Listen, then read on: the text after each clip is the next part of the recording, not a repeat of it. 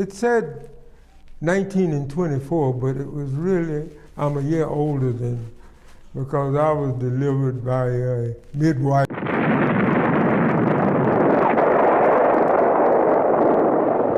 December 7th, 1941, a date which will live in infamy. I was in what they called Roosevelt and Mrs. Bethune. They started the National Youth Administration, which would be a good idea now if they had something like that. I mean, my mother signed me up, and I went to a National Youth Administration camp in Rocky Mount, North Carolina. And on that day, I was in Rocky Mount. Finished high school when I was 16 years old. Oh, okay. 16 years old, and I'll have to go into this. My sister stayed 4 years in Jamestown with my uncle and aunt. They were the Russells, Carrie Russell and Charlie Russell. Wonderful people. So they wanted her to stay with them, so she stayed 4 years in Jamestown, New York, and attended Euclid School. Really?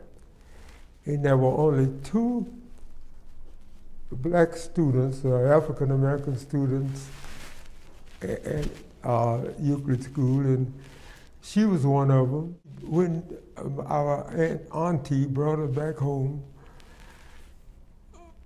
they took her to the school, and she was so far ahead that she skipped 2 grades. Oh my gosh. 2 grades. And she finished, and when we finished high school, I was 16 and she was 15. So so she went to college, and I was supposed to wait a couple of years before I went. Because in those days, when you were black and you had a strong family life, you had to go to college. I finally got to college. I got a scholarship by the Southern Presbyterian Church. I think it was the Southern Presbyterian. And they sent me to Alabama, Tuscaloosa, Tuscaloosa, Alabama, and to Stillman College, a junior college. Of all the trades I could take there, it was a good facility. I wanted to take library science. I ended up as a librarian because I could sit in the library all day and talk. You know, isn't that interesting that it was an all-black college, white teachers? And a lot of teachers were missionaries from China, Africa, most of them. And they had some wonderful teachers, white teachers. My Bible teacher was white. Her name was Miss C, S-E-E. And she demanded you to know your Bible. Now, after going to church on Sunday morning, you had to go to the 11 o'clock service. Oh, and the school also had a department of theology, too. And you go to church on Sunday morning. After church, you ate. On Sunday, you had to have quiet hour, which you take an hour and relax and concentrate. I was drafted before I went back that next year. And it was a segregated army, right? Oh, it was segregated. Oh, yes, it was a segregated army. Were your commanders white or in black, or? They were white. White? Very prejudiced commanders. Were they? Yeah. Tough? Tough. Now, fellas, during the few days that you'll be with us here at this camp, you'll be converted from a civilian into a full-fledged soldier. When I was called to go to the army, you had 2 buses. You had the white bus for the white enlistees, and you had a bus for blacks. And on the morning we left to go to Camp Fort Bragg, well, everybody turned out, all the relatives of mine turned out at the stop where the buses left. All my kin. Vivian Jr. is going to the army. Vivian Jr., good luck. Vivian Jr. I mean, I had all these people out there. People at the election office, whatever you call them, he said, Taylor, now I wasn't but 18 years old. He comes out with this briefcase-like folder. He says, Taylor, you are the acting sergeant of these people. I had a busload of black men, and some of them old enough to be my father. Because you were a college guy. Yeah. Yeah. Uh-huh. The bus stopped for dinner. Well, the white soldiers got off of their bus and walked in this big restaurant, a small town in North Carolina. So we tried to go in there. We thought we would go in there too. But they said, you colored boys can't come in here. You got to be white to come in here. And said, go to the back and go to that window. And the manager of the restaurant said, now you the acting sergeant? I said, yeah. He said, where are your papers? I didn't know what kind of papers he was talking about. Where are your invoices? I didn't even know what the word invoice meant, hardly. And he looked, he said, I got them. He took all my papers out of my briefcase. And he said, now, you boys go to the back and you'll find a window there and line up and we'll serve you. So I said, well, some of the guys said, we want to go to the restroom, why can't we go to the toilet? And he said, he pointed to the woods. The white boys were going in the restrooms, and he pointed and he told us to go to the wooded area. You mentioned in Raleigh's book when you got done with that meal that the one positive thing you said with a grin was you didn't have to move to the back of the bus. No, we didn't.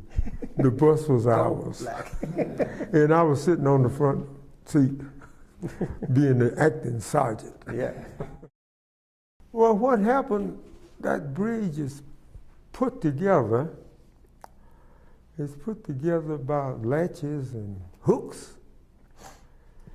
But what happened, whoever was in front of us didn't hook it properly. Now, this was going across a river.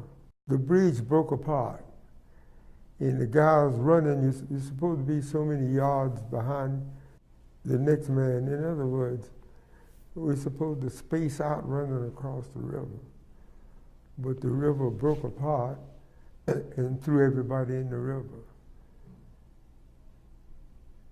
And it's a funny thing, I went in the water over my head, and all I thought about was what was going to happen to me when I let that rifle go. I didn't even let it go. You almost drowned in a river in Missouri before you even got out of boot camp. Oh yes, almost. They lost our orders, and we were a month almost in Camp Schenck, New York, which is up the Hudson somewhere. Nobody hardly knows where it is. But by being in Camp Schenck, we would go in town. I was 18 years old, I believe. I would go in town every night. What we would do, we would go to a certain section of camp, and these people were selling passes. And for It's amazing, for $1, they would sell you a pass and take you to a hole in the fence. Really? Yeah, for only not $5, but $1. So about every night, we would go to this place wherever it was on the camp and bypass, crawl under the fence and catch the bus and go to New York. Oh, that was the black market. Yeah. By doing that, I was able to go to Harlem and visit my cousins or, you know, people like that in New York. Black troops, our outfit was on Section E. And Section E was near the engine, up above the engine room of the Queen Mary. And you couldn't have sleep because all that noise from those, you know, it was terrible for, I think we were on there about 5 days, maybe 5 days.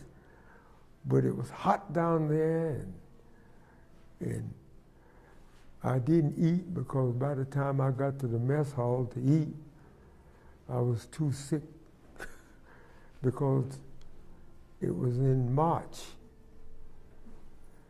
And I was too sick to eat, so I didn't eat for about a week. And as you were going across, did you do the zigzag? Yeah, they were zigzagging. Somebody said we had a submarine alert.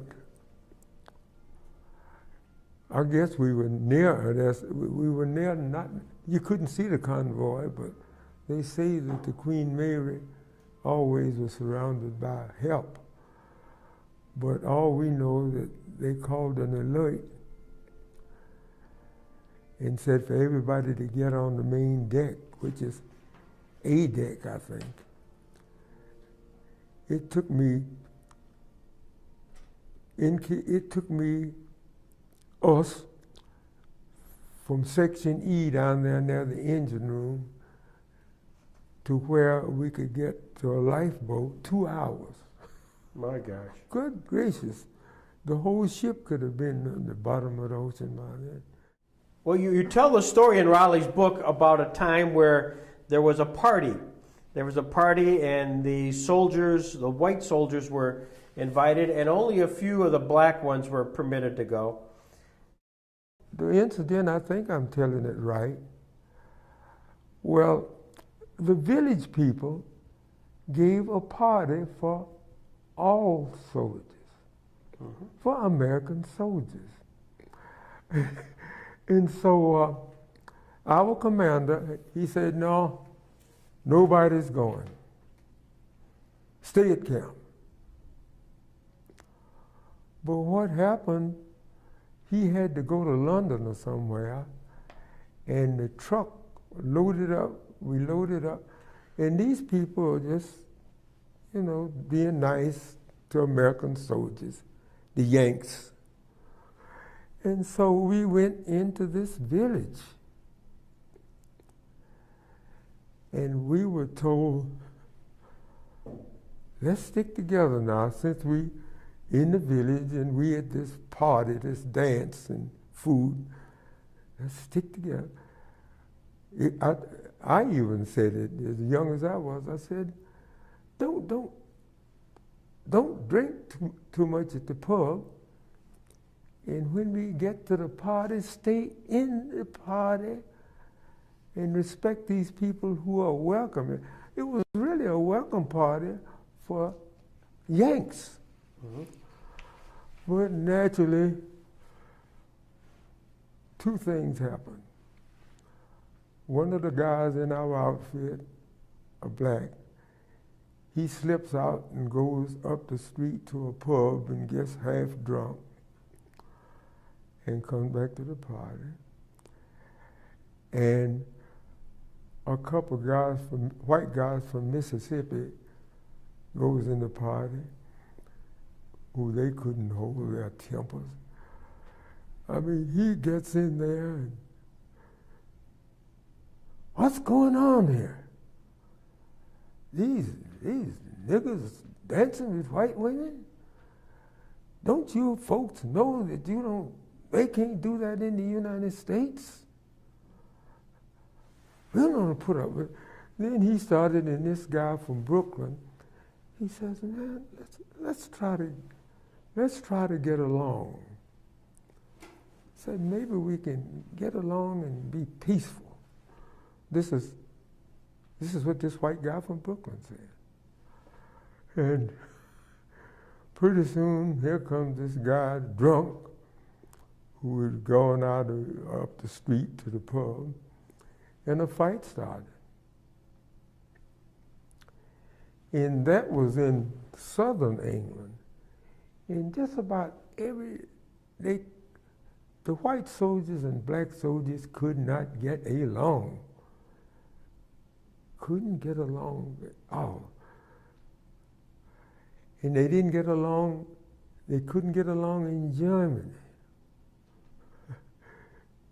You probably stood a better chance of being killed by a white American soldier than you could a German. Wow. I mean, things just got out of hand. And, but you want to know, should I be telling this? Sure. That's what I want to learn. You want to learn. And they just couldn't get along. You wouldn't believe this. I tell people every day, we black troops went overseas to fight the Germans, but we had to fight the Yanks first. And pretty soon, this NAACP, they come out with this statement, we are tired of giving our sweat, we want to give our blood. I had complained so much that the commander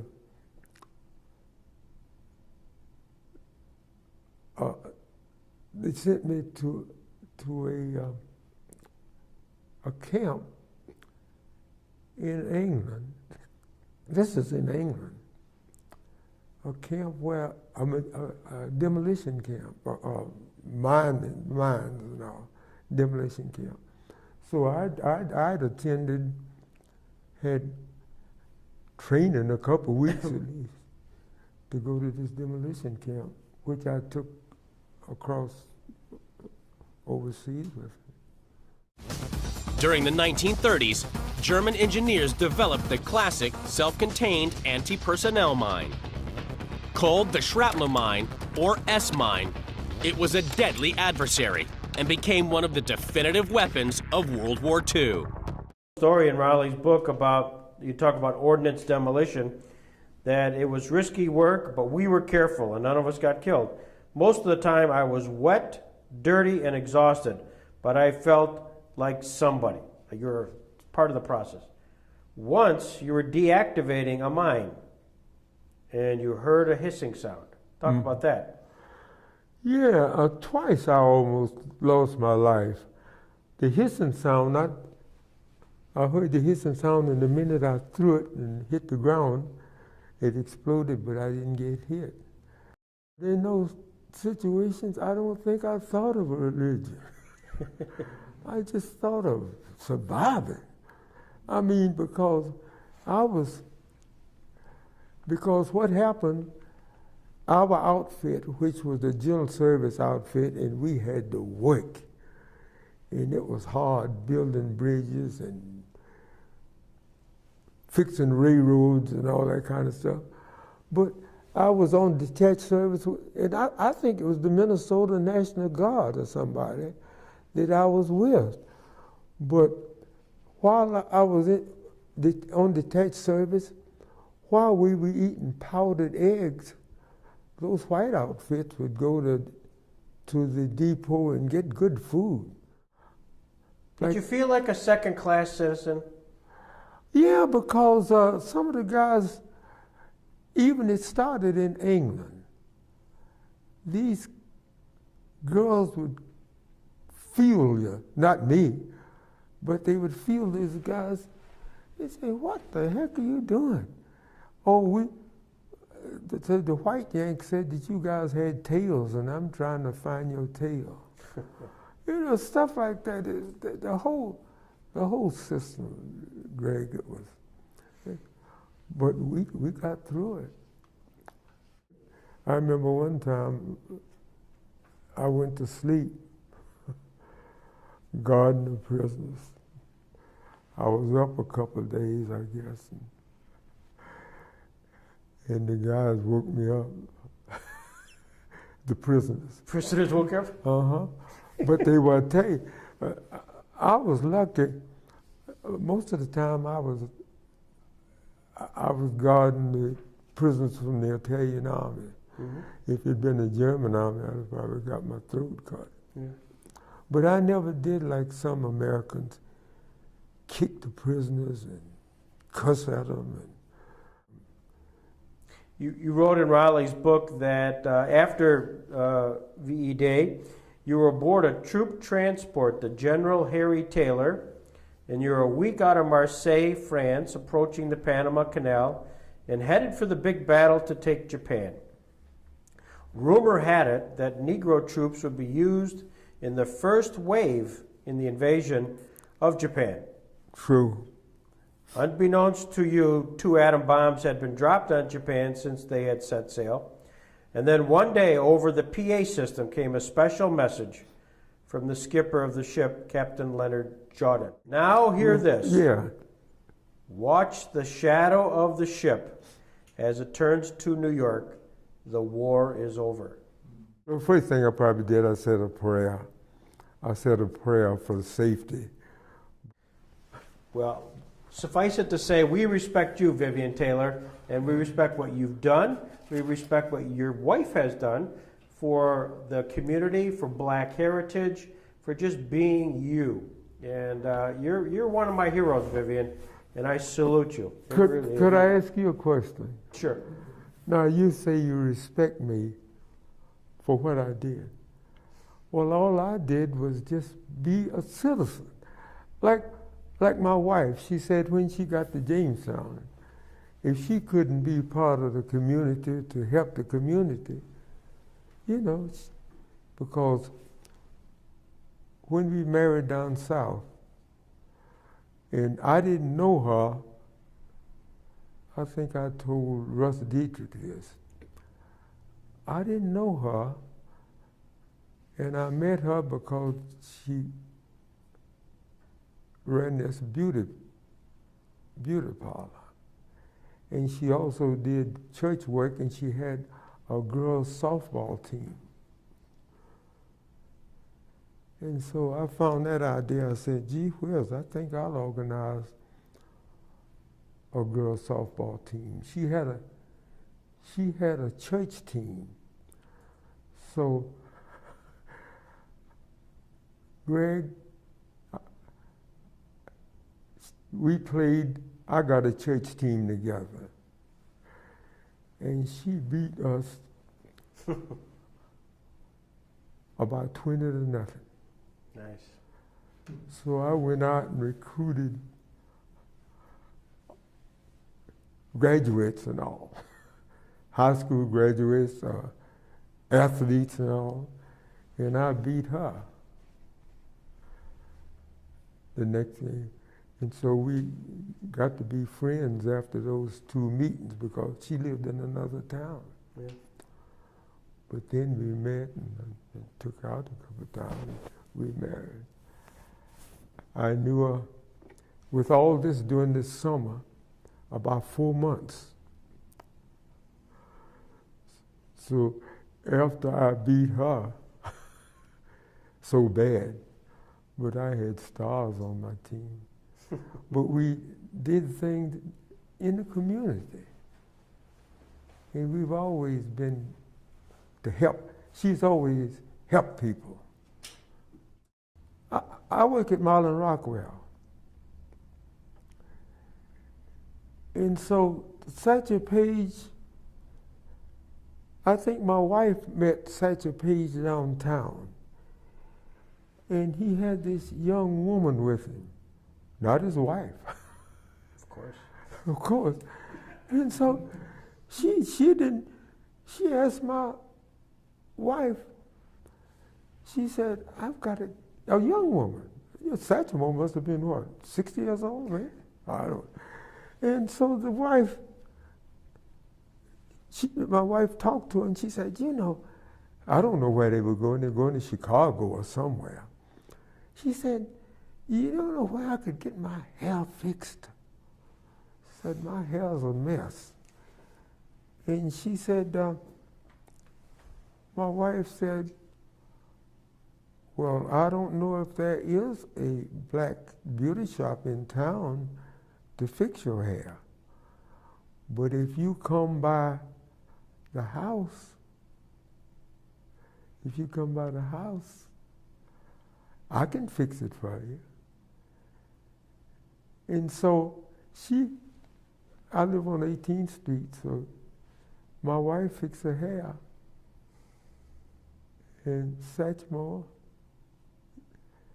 he picks her up. But that wasn't Satchel's wife, though.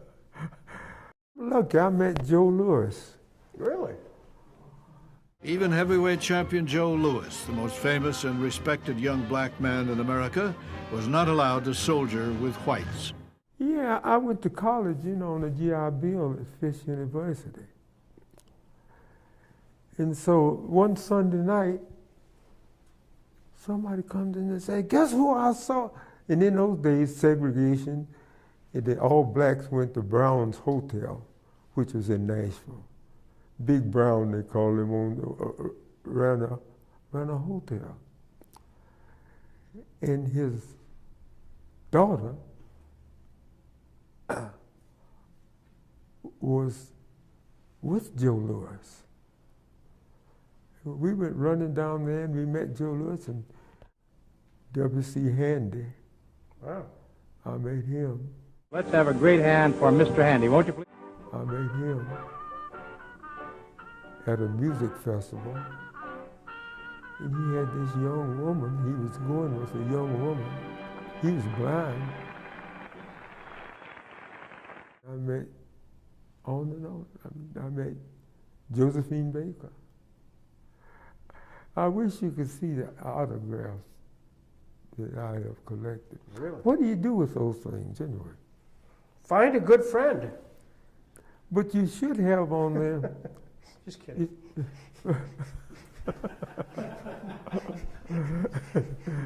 Yeah. Are you interested in them? Yeah. It took a while. It took a while to pick up on that one. You notice that? Yeah.